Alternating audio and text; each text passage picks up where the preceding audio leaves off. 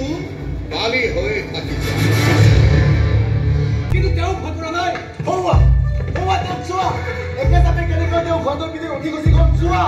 তেওঁ বীৰ নহয় মহাবীৰ লাচিত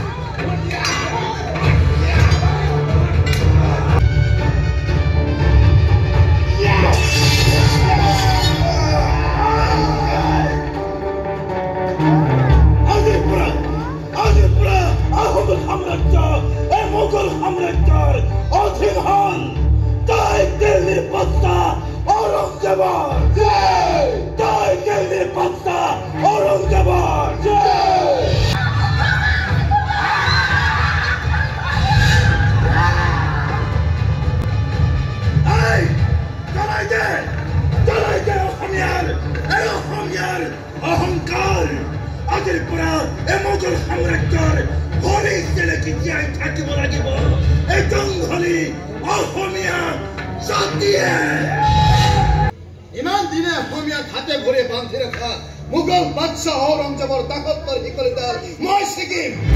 সিহঁতৰ বৰ্বৰতাৰ উচিত প্ৰত্যুত্তৰ মই দিম সিহঁতৰ আগ্ৰাসন মই প্ৰতিৰোধ কৰিম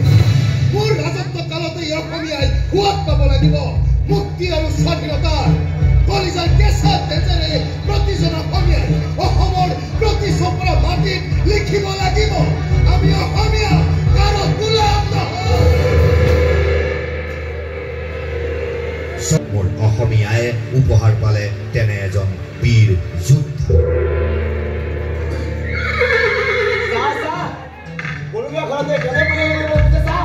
আজি 3 দিন ধৰি নাৰায়ণ ঘৰৰ পৰা বহু মানুহ আনিল কিন্তু কোনেও ঘোঁৰাটো কাবু কৰি ৰাস্তা বলত ঘূৰাব নোৱাৰিলে এই দেখাব নব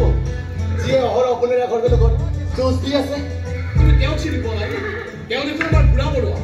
অসীম বীৰত্ব আৰু সাহসৰ অধিকাৰী তেওঁ সেয়েহে স্বৰ্গদেউ আস্তাবলৰ দায়িত্ব তেওঁকে দিয়া হৈছে কেনেকৈ তেওঁ ঘোঁৰা ডিঙিটো খামুচি ধৰিছে ঘোঁৰাটোৰ সমান সমানে ধৰিছে তেওঁ কি গতিবেগ তেওঁ দেখিছানে না দৌৰি দৌৰি ঘোঁৰাটো ভাগৰিছে কিন্তু তেওঁ ভাগৰা নাই তেওঁক চোৱা একেচাপে কেনেকৈ তেওঁ ঘৰটোৰ পিছত উঠি গুচি গ'ল চোৱা তেওঁ বীৰ নহয় মহাবীৰ লাচিত এই বাতিটো ৰামসিংহ দেৱী ইয়াত অলপ বালি আছে পদক পিহিলে আশুগুটিবোৰ পানী হৈছে বালিবোৰ কিন্তু বালি হৈ থাকি শত্ৰুৰ সেনা সেই দুৱাৰ মুখত উপস্থিত হৈছে সম্পূৰ্ণকৈ সিহঁতক পথৰুদ্ধ কৰিবলৈ দুটাকৈ নতুন গড় নিৰ্মাণৰ কাম আমি আৰম্ভ কৰিছোঁ কাম একেলগে আৰম্ভ কৰা হৈছে কিন্তু গড়ৰ কাম কিন্তু সম্পূৰ্ণ হৈ উঠিল কিন্তু তোমাৰ দায়িত্বত থকা গড়টোৰ কিন্তু আধা কামো হোৱা নাই হৈ যাব নহয় হৈ উঠিব লাগিব আজি ৰাতিৰ ভিতৰত আজি ৰাতিৰ ভিতৰত সম্পূৰ্ণ কৰি দিব লাগিব এই গড়ৰ কাম এয়া থাকিব নহয় এজন বৰ ফুকৰৰ নিৰ্দেশ হ'ব ভাগিন হ'ব গড় হৈ যাব তুমি চিন্তা নকৰিবা ঐ তহঁতে কামত লাগি যা বুজিছ কামত লাগি যা ভাগৰ লাগিলে অলপ শুই দিবি উঠি পুনৰ কামত ধৰিবি ভঙা লাগিল বুলি আমি তোৰ সেই খোৱা খুৱাৰি দিব নোৱাৰো নহয় তহঁতে চিন্তা কৰিব নালাগে তহঁতৰ বৰ ফুকন মোৰ ভাগিন হয় ভাগিন গড়টোৰ নিৰ্মাণ কাৰ্য সম্পূৰ্ণ হৈ উঠিলে গুৱাহাটীত আমাৰ প্ৰৱেশৰ বাট সম্পূৰ্ণ বন্ধ কিন্তু গড়টো এদিনতে শেষ হৈ নুঠে আমি শেষফালে গুৱাহাটীত প্ৰৱেশ আৰু লগে লগে যুদ্ধ লগে লগে অসম মোগলৰ হাতৰ মুঠি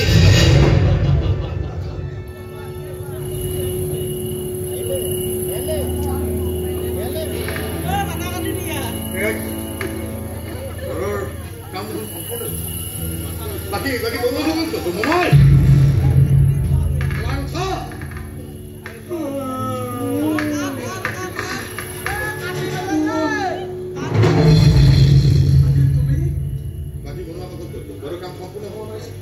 দিনৰ দিনটো কাম কৰি ইহঁতৰ বৰ ভাগৰ লাগিছে নহয় ভাগিন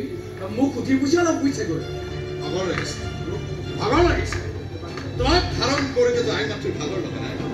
খাদ্য পানী দি দিতো ভাগৰ লগা নাই মুখলি বতা খুৱাই খুৱাই ভাগৰ লগা নাই আৰু সেইজনী আইন কাৰণে মাত্ৰ এটা ৰাতি দিতে তোমাৰ ইমানেই ভাগৰ লাগিব ভাগিন ক্ষমা কৰিব মোক দেশত ক্ষমা নাথাকে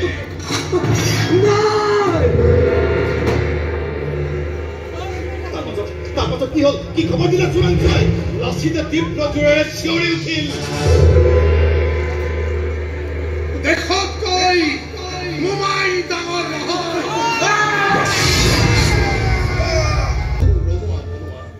আর কেউ তলত আছে রে আই মাতৃৰ বুকুত লিখিব লাগিব দেখত কই মোমাই ডাঙৰ নহয়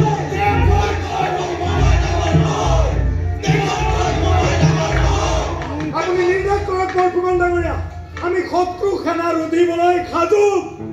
হলে নহব মোৰ ভাই কিয়নো ধৰি এটা আঙুলিৰ হিচাপে আমাৰ দেশৰ মাটিত প্ৰৱেশ কৰিব নোৱাৰে তাৰ বাবে নিজকে একোখন ভাল কৰি পেলোৱা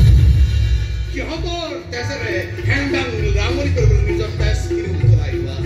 সিহঁতৰ যাতে এখন নাও আমাৰ আহিব নোৱাৰে তাৰ কাৰণে সাজু কৰি ৰখা এটা কথাখিনি মনত ৰাখিবা